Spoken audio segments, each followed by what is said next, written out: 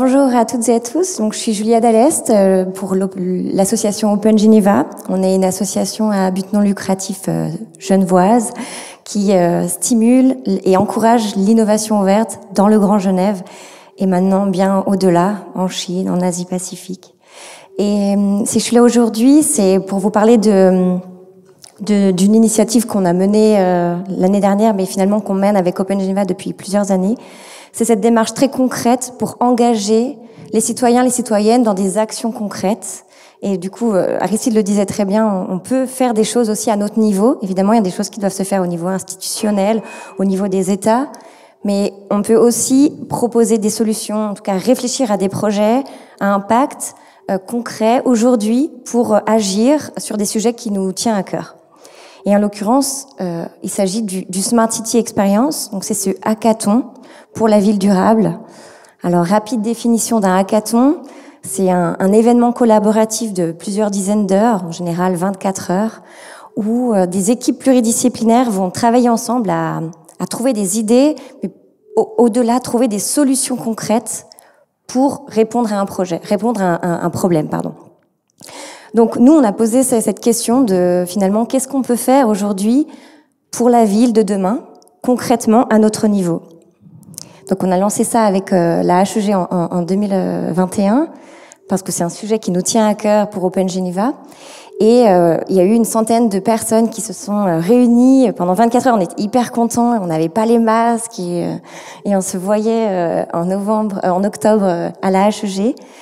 Et il y avait moitié, on dirait pas comme ça, mais peut-être moitié d'étudiants et de professionnels. C'est vraiment un moment où on réunit des profils et des personnes avec des profils variés et qui ont tous envie un moment se réunir, sortir de son quotidien pour réfléchir à des projets, à des solutions concrètes pour la Genève de demain. Donc, l'idée, c'est de travailler en écosystème. C'est vraiment, on pense que c'est pas seulement parce qu'on va chercher les étudiants, seulement le secteur privé, qu'on va réussir à trouver des solutions concrètes. L'idée, c'est vraiment de créer cette rencontre, en fait, ce moment où on va être ensemble autour de la même table et on va mettre un Losinger Maradi, UNITAR pour les Nations Unies et des étudiants qui vont à un moment partager leur expérience, leurs compétences et finalement leur vision aussi de la ville de demain pour trouver des solutions à des challenges posés. Donc j'en profite pour les remercier d'avoir participé, d'avoir soutenu cette première édition et on les attend pour la deuxième. Il y a eu du coup 13 équipes, vraiment au visage, avec plein de visages, des jeunes, des moins jeunes, des hommes, des femmes, bon là ils sont tous sérieux, mais ça n'a pas toujours été le cas. Et l'idée c'était qu'ils se connaissaient pas, ils se serrent dans les bras, mais au début ils arrivent, ils se connaissent pas, et ils vont partager un moment, ils vont apprendre ensemble, ils vont pratiquer ensemble. Et c'est ce qu'on aime dans cette approche du hackathon, c'est vraiment ce partage de connaissances et faire sienne une idée pour l'amener le plus loin possible en 24 heures. Donc 24 heures, c'est 24 heures de réflexion, il y a beaucoup d'idées qui sortent, on remplit des tableaux, des post-it, et il y a souvent beaucoup d'énergie, beaucoup de sourires qui se passent pendant ces événements. Et là, c'était des collaboratrices des SIG, et puis des étudiants. La parole est toujours donnée à toutes et tous. C'est un espace de créativité qui est très libre et qui est dans laquelle nous, on propose pas de méthodologie, c'est-à-dire vous venez, vous proposez vos idées, vous avancez à votre rythme et on verra bien ce qu'il en sort. Et finalement, c'est pas tant le livrable de fin qui nous intéresse, même si vous verrez après il y aura des projets intéressants. C'est plutôt cette démarche de partage qui est hyper intéressant en termes de créativité et puis de solutions concrètes à la fin. C'est aussi des moments de convivialité. On mange des pizzas parce que c'est 24 heures, donc ça se passe aussi la nuit. C'est hyper important en termes de créativité, de sortir de sa zone de confort, de son quotidien, de son bureau. On commence à 17 heures et on finit à 17 heures le lendemain, pas de pause. Enfin, on peut dormir évidemment, mais l'idée c'est que on peut dormir sur place, on campe et finalement on vit une expérience unique qui participe à faire naître des idées nouvelles. Et à la fin, il y a des solutions concrètes, des prototypes. L'idée, c'est pas de rester dans seulement des brainstorming et des panneaux de post-it, c'est d'arriver avec une solution à présenter. Donc là, par exemple, qui s'est matérialisé avec du carton, et c'était une équipe de Lozinger Maradi qui présentait un nouveau quartier, et ils ont essayé de le matérialiser, de nous expliquer comment ça pouvait se construire. Mais il y a aussi des solutions qui sont un peu plus digitales, même si elles sont fabriquées le jour J grâce à des Fab Labs qu'on ouvre pour les hackathons. Et donc c'est très concret. L'idée c'est ok, on peut pas tout révolutionner, on peut pas tout penser, mais choisissons une idée et allons le plus loin possible dans la concrétisation de celle-ci. Et puis, oui, c'est un événement sur lequel on essaye de aussi mobiliser les médias et qui, du coup, la RTS, un partenaire de Open Geneva, est venu aussi au contact des participants pour essayer de transmettre cette expérience, de la partager et puis de la populariser, parce que notre objectif, c'est de démocratiser cette pratique de l'innovation. C'est pas seulement les étudiants ou seulement les services innovation des entreprises qu'on vise, mais c'est vous. Venez comme vous êtes, comme certains diraient. C'est vraiment ça l'idée, c'est vraiment très accessible et on a besoin de tout le monde pour trouver des solutions. Et puis à la fin, quand même, il y a pas d'argent à gagner, mais il y a des super diplômes avec un papier ensemencé que du coup des projets coup de cœur et pas des projets gagnants ont reçu. Donc c'est vous, enfin le public du hackathon qui a choisi trois projets en particulier. Et en fait, on voit tous ces sourires. Je trouve que c'est hyper enthousiasmant de voir à la fin du hackathon le bonheur sur le visage de chacun. Et du coup, si ça vous a donné envie, on vous invite le 11 et 12 novembre prochain à participer à la 2e édition. Et oui, vous le saviez pas, hein, 2e édition du Smart City Experience. Si vous flashez, vous pouvez nous laisser vos coordonnées et puis on vous dira quand vous pourrez vous inscrire. On a besoin de tout le monde, ça se passera à la HEG. Évidemment, c'est gratuit pour tout le monde. On vous nourrit, on vous loge, enfin, on vous offre le camping. Et on vous attend en tout cas nombreux et nombreuses pour cette 2e édition. Et puis pour lancer du coup cette édition 2022, on commence avec les SIG, qui est évidemment aussi un grand partenaire de ce hackathon et d'Open Geneva plus largement. Si ça vous intéresse, donc c'est plutôt les étudiants, donc là c'est ou jeunes diplômés, donc je suis pas sûre que ce soit la meilleure cible aujourd'hui, sans vouloir vous offenser. Mais du coup l'idée c'est de commencer dès le mois prochain, non, un mois et demi, pour finalement réfléchir avec les SIG à quels sont les challenges pour la ville de demain qui pourront être portés pendant le hackathon. C'est vraiment l'idée. Les SIG ouvrent leurs portes en disant en fait on a besoin de vous pour, avant de trouver les solutions, réfléchir aux challenges et ensuite aller avec les collaboratrices des SIG au hackathon pour réfléchir aux solutions. Donc c'est vraiment hyper engageant et c'est une manière aussi pour les entreprises de s'impliquer de manière très concrète dans cette démarche participative et ouverte. Et donc, voilà, je voulais vous en parler. Et puis, nous aussi, on a fait un podcast parce que c'est intéressant pour valoriser les expériences, pour mettre en avant des belles histoires sur la ville de demain. Et donc, vous pouvez découvrir notre podcast sur toutes les plateformes. Donc là, et en particulier les expériences des participants du hackathon. Donc ça peut être aussi intéressant si ça vous intéresse, si vous voulez en savoir plus. Et puis je vous propose pour être concrète, de laisser la parole et d'applaudir les quelques porteurs de projets qui étaient là au hackathon en octobre, qui sont arrivés avec une idée et qui l'ont portée et qui aujourd'hui vont présenter un projet. Des porteurs de projets qui avaient déjà une idée assez mature pendant le hackathon et qui viennent nous dire ce qu'ils ont fait depuis 6 mois.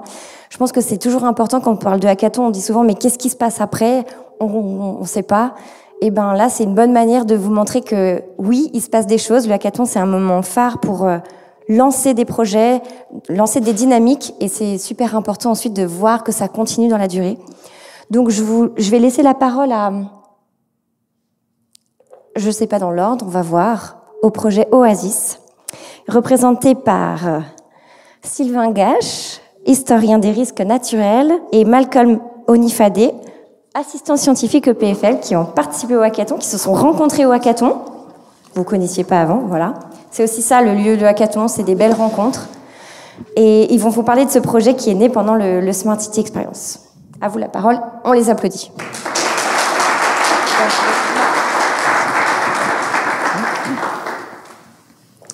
Bien, merci pour votre accueil. Bonjour Karine, Alain. Donc effectivement, avec Malcolm, on s'est rencontrés à l'occasion du Smart City Experience. Il y avait aussi Patrick qui était là. Patrick travaille pour la direction de l'information du territoire de l'État. Et il est venu avec le challenge 14, alerte canicule, quel comportement adopter? Donc moi, en tant qu'historien des catastrophes naturelles, c'est quelque chose qui m'a tout de suite plu. Julia m'a orienté gentiment vers Patrick. Malcolm a déjà travaillé aussi sur ce type de thématique et donc en 24 heures, on a réussi à mettre en place quelque chose qui nous paraît intéressant. Le monde dans lequel nous vivons est un peu inquiétant. Depuis qu'on est petit, il change et ce monde que nous avons connu n'est plus. Les extrêmes climatiques se succèdent et pour certains, la catastrophe même est déjà là. Genève n'échappe pas à cette règle. Et d'après les scénarios les plus extrêmes, en 2050, son climat serait semblable à celui de l'Italie du Sud. En réponse au Challenge 14, donc porté par Patrick, ici présent, alerte canicule, quel comportement adopter, nous avons proposé, avec notre équipe, d'installer l'été prochain, à Genève, un refuge. L'idée, donc, est de créer un lieu dans lequel les gens puissent se sentir mieux en cas de pic de chaleur et aussi dans lequel ils puissent développer une culture de l'adaptation face au changement climatique. C'est-à-dire, non pas seulement subir, mais aussi d'être réactif et de proposer ensemble des solutions. Ce projet pourra être installé à différents endroits du canton. Ici, vous avez, sous forme de points, les principaux pics de chaleur qui sont représentés. Donc, à l'endroit où il fait chaud, nous pourrions installer ce refuge pour la population. Ce projet, donc, qui est un projet pilote, possède un lien étroit avec un autre projet porté par l'État de Genève, la ville de Genève et l'EPIA, la Haute École du Paysage. Dans le cadre de ce projet, l'été 2021, 5 micro-oasis ont été installés dans la ville de Genève. Vous les voyez ici représentés. Ces micro-oasis font figure de halte fraîcheur pour des personnes qui souhaitent faire un parcours qui relie différents parcs de la ville. L'idée est d'inviter les personnes, notamment les personnes âgées ici, à sortir de chez elles, à ne pas rester calfeutrées derrière leurs murs avec les volets clos, mais pour faire de l'exercice, établir du lien entre elles et se retrouver dans ces petites haltes fraîcheurs avec l'effet bénéfique des brumisateurs. Donc, après le Smart City Experience, nous avons pris contact avec cette équipe en échangeant sur les complémentarités de nos projets et tout de suite, l'échange a été fructueux. Notre refuge s'est retrouvé rebaptisé Oasis pour faire le lien avec les micro-oasis et vu comme un prolongement naturel de cette première expérience. Notre objectif sera de mobiliser un maximum de personnes, pas seulement les personnes âgées, mais l'ensemble de la population. L'idée est d'installer l'Oasis dans un lieu particulièrement fréquenté. Alors nous avons pensé à la plaine de Paimpalais, à un endroit particulièrement chaud l'été, et puis aussi un endroit qui très fréquenté, donc un endroit qui va mobiliser potentiellement pas mal de gens. Nous avons reçu l'autorisation hier. Patrick a eu la bonne nouvelle, donc la maire de Genève est d'accord pour qu'on s'y installe. L'idée est de travailler en étroite collaboration avec la population genevoise, mais également avec les acteurs de proximité qui sont intéressés pour créer un lieu de vie, un lieu dans lequel les gens pourront venir faire ce qui leur plaît, un lieu dans lequel ils pourront vivre en extérieur malgré ces pics de chaleur qui se multiplient en été. Voilà. Et puis aussi un lieu dans lequel ils pourront développer cette culture des changements climatiques pour essayer ensemble de réfléchir aux solutions qu'ils peuvent mettre en place pour s'adapter ensemble. Voilà. Je laisse la parole à Malcolm qui va vous présenter la solution technique. Merci.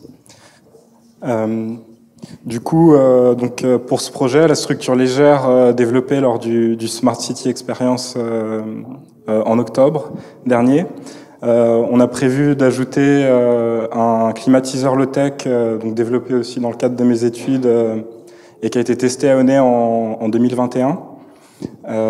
Aujourd'hui, en plus du partenariat en fait avec Parc en Parc, ça nous a permis d'établir un cahier des charges clair pour notre démarche, aussi de réunir pas mal de partenaires autour du projet et de trouver le site de Plainpalais idéal donc pour accueillir le projet. Comme on l'a dit, parce que voilà, c'est très fréquenté, mais aussi c'est un point chaud de Genève. Voilà, c'est un ancien marécage et la solution technique qu'on a choisi d'utiliser utilise l'eau de pluie comme une ressource et non un déchet en fait. Donc aujourd'hui, on a donc tous ces partenaires. On a aussi bien avancé depuis octobre, et on est un peu dans la dernière étape de notre projet. On a trouvé une bonne partie des financements, donc on cherche aussi de nouveaux partenaires et de nouveaux financements. Donc si jamais vous êtes intéressés, n'hésitez pas à venir nous voir et puis ou nous contacter. Voilà. Merci beaucoup.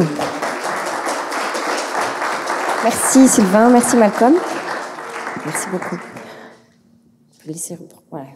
Merci. On va écouter le deuxième projet, un des projets du hackathon, donc par Isabelle Vetterli et Damien Varesano. Et alors attendez, ils sont co-représentants de maîtres d'ouvrage de la coopérative Oxymore. Parfait. C'est à vous, merci beaucoup. Merci.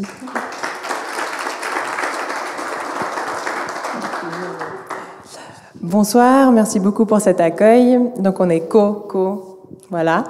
Représentant de maître d'ouvrage, je pense que pour beaucoup d'entre vous, vous savez ce que ça veut dire. Maître d'ouvrage, c'est en règle générale le propriétaire qui construit le bâtiment, et nous on représente ce propriétaire qui est en fait du coup les coopérateurs, coopératrices de notre coopérative d'habitation, qui est une coopérative participative. Donc on part des idées des habitants pour ensuite les concrétiser du mieux possible avec les différents mandataires. Donc on a participé à l'hackathon, on a apporté le sujet de l'agriculture urbaine dans un but de créer des liens sociaux. On a eu dans notre équipe pas mal de jeunes de l'HEG qui suivaient une spécialisation dans le management durable. Donc on avait vraiment ce côté, c'était intéressant dans l'équipe, on avait des personnes qui étaient très sensibles à tout ce qui était les liens sociaux et d'autres qui étaient très sensibles à tout ce qui était finance, économie, retour sur investissement. Donc à partir du travail qu'on a fait, on a réalisé que le projet, c'est évidemment c'est systémique, c'est un grand système, que l'agriculture urbaine, on peut l'avoir dans tous les sens, sur les toits, verticales, en pleine terre, dans des bacs, même au sous-sol, Champy-City, parce qu'on construit beaucoup de parkings, mais on réalise que les parkings sont vides aussi. Donc on s'est dit, des champignons, des endives, pourquoi pas. Et donc ce projet, au travers de ce projet, on a créé justement cet écosystème. Donc de développer l'agriculture urbaine pour créer du lien social, notamment autour des jardins potagers, de l'agriculture maraîchère, de la formation, donc cet aspect de liens sociaux pour créer des liens entre les enfants, les personnes plus âgées, les habitants, l'adaptation climatique, la matière première secondaire, donc on parlait beaucoup des déchets tout à l'heure, et enfin, l'eau qu'on a besoin pour l'agriculture. Où est-ce que ça se passe ? À Belle-Terre. À Belle-Terre, c'est à Tonnay, un énorme quartier qui est en cours de construction. Et je laisse la suite à mon collègue pour vous expliquer la situation actuelle. C'est vrai qu'on s'est quitté il y a quelques mois avec le projet de faire ça à Belle-Terre, parce que notre petite coopérative va construire un immeuble là-bas, et que le quartier concerne à peu près 5000 habitants, donc on a évalué cette capacité de l'agriculture urbaine de manière assez conséquente. Alors quand on est rentré avec notre beau projet du hackathon, il a fallu parler aux autres maîtres d'ouvrage. Ces autres maîtres d'ouvrage, on a dû aussi les convaincre.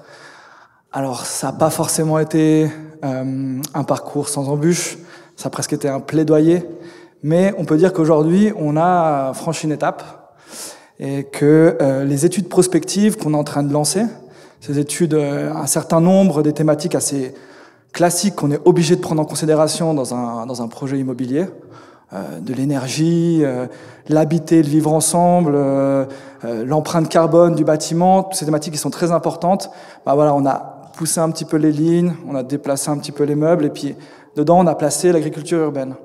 Cette agriculture urbaine, on lui a donné un petit peu d'autres thématiques finalement qui étaient assez centrales pour la mettre en place et puis pour convaincre réellement. L'agriculture urbaine aujourd'hui, c'est pas seulement cette thématique qui nous intéressait, mais c'était également des aspects d'énergie. Alors, par quoi on commence? Finalement, on pourrait commencer où on veut parce que c'est circulaire. Mais on va commencer par le point qui nous intéresse particulièrement aujourd'hui, avec lequel on a commencé, l'agriculture urbaine. L'agriculture urbaine, ça veut dire aussi un nombre de déchets organiques ou également des déchets alimentaires. Quand on consomme la matière, les fameuses poubelles vertes, vous savez où elles finissent? Peut-être qu'à Belle-Terre, on va le savoir. De l'autre côté de tous ces déchets organiques, on a également d'autres matières qu'on considère aujourd'hui comme des déchets. Les urines, les matières fécales. Alors ça, aujourd'hui, on sait où ça finit. En général, dans les collecteurs et puis à la station d'épuration. Là, à nouveau, voyons où elles vont finir à Belle-Terre. Et donc, continuons ce cycle si on envoie toutes ces matières-là dans une unité de méthanisation. On a une solution pour nos déchets et on a une production d'énergie. Et en plus, la matière qu'on récolte après, on la remet dans nos champs.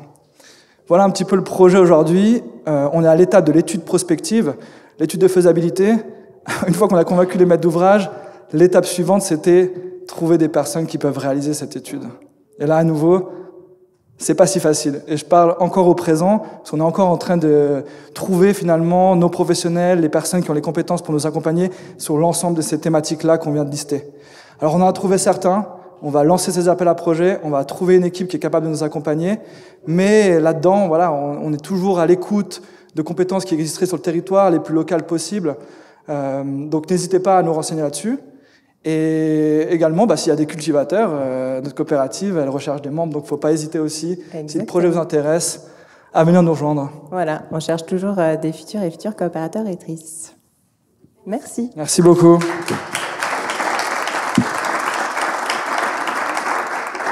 Merci beaucoup. Alors, si on a vu des start-upers, un peu l'État de Genève, je vais aussi accueillir maintenant un troisième projet qui représente les TPG, parce que parler de la ville de demain, c'est aussi parler de la mobilité. Donc, qui connaît mieux que les TPG pour en parler. Donc, ils ont participé au hackathon, évidemment. Donc, j'accueille Iroun Bakers, l'expert innovation exploitation, et Mélissa Fazli, coordinatrice innovation exploitation des TPG.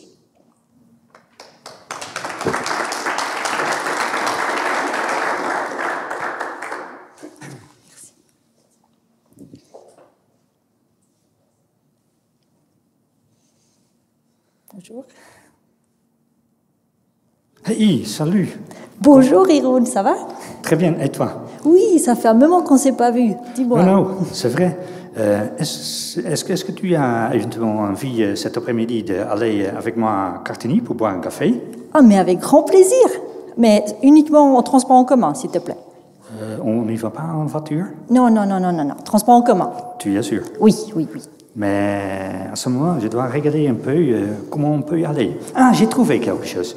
Laisse-moi voir. D'abord, on va prendre le bus numéro L vers Bernay. Après, on doit changer pour le K. Et ensuite, le G pour arriver à Cartigny. Bon, ça se fait un petit peu plus de 1 heure. Qu'est-ce que tu Pardon? penses? Oh non. Attends. Tu connais pas TPG Flex? Non, c'est quoi? Mais c'est très simple. Tu télécharges l'application. J'ai même un flyer pour t'expliquer. C'est tout très facile.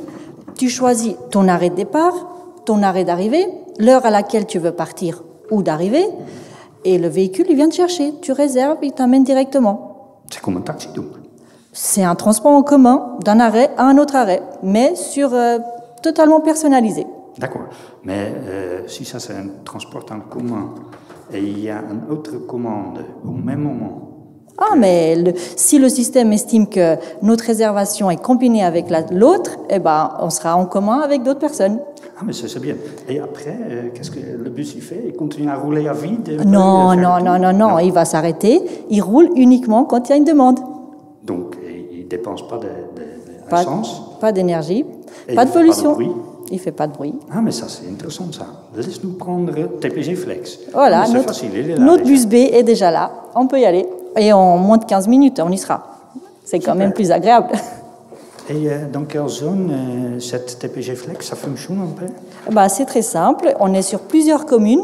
Donc, comme tu peux le voir, on est à Avully, Avusy, Soral, Laconay. On va jusqu'à la gare de la Plaine et même à Viry en France. D'accord. Ça coûte combien à peu près?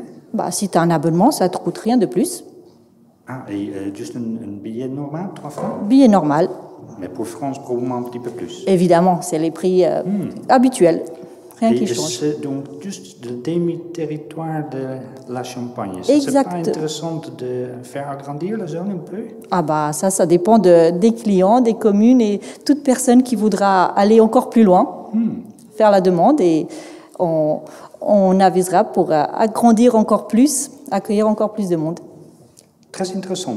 Et c'est grâce en fait à l'hackathon qu'on a pu spécifier cette service, n'est-ce pas? Alors suite à l'hackathon qu'on a participé, que c'était vraiment très sympa, on a mis en place un transport en commun personnalisé qui s'appelle TPG Flex. Vous êtes tous invités à télécharger l'application. On vous donnera quelques flyers pour découvrir plus au niveau de ce service. Et on a au plaisir de vous y retrouver prochainement. Et si vous avez des questions après, n'hésitez surtout pas à venir chez nous. Voilà. Merci. Merci.